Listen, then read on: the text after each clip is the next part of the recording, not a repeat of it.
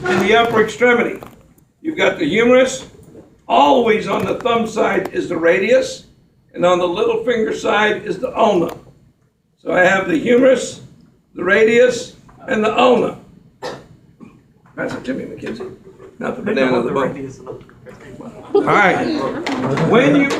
When you pick up the humerus, you will always, there's a big dip in the back here. This depression, any depression is called a fossa. You will always pick it up with your thumb in that depression. That means I'm looking at it from behind. This head needs to be able to go into the shoulder. That glenoid fossa, this needs to be able to go into it. Got it? This is the head of the humerus. Then I come down to the bottom. This big depression here is the olecranon fossa. The one in the front right here is the coronoid fossa. There's a structure that lets me do this. This is called the trochlea. And right here is a little ball. This is called the capitulum. Let me have your ulna, please. The one with the U. There you go. That's it. No, that's the radius, but I'll take it. Bingo. I'll take them both. All right, look up here. This is the ulna. It's the only one that says a U. It's the only one that says I'm the ulna. See the U? The ulna fits on the humerus right here. And it lets you do this. That's the only movement it has. But it also makes it easy on you.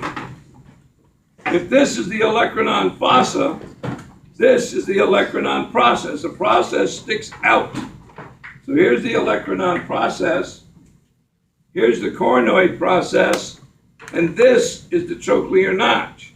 So I have the olecranon process going into the olecranon fossa.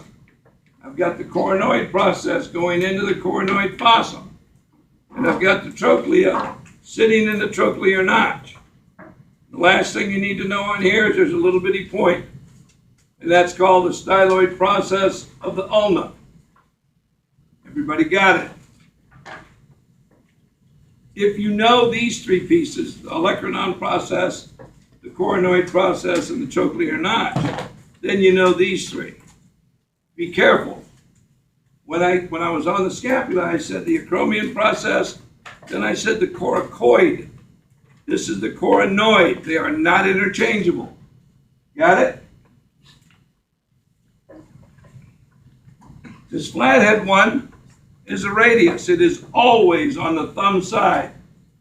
It's called the radius because it lets you turn your arm. This is the radius. This is the head of the radius. If I put my finger on the head of the radius, there's a bump right here. That bump is called the radial tuberosity. And then down here, I have the styloid process of the radius. You've got 40 minutes to learn the parts, the name of the bone of all the ones I just named. I would suggest that that's what you're talking about. If you're not, that means you already know it, and I'll give you the test today. There you go.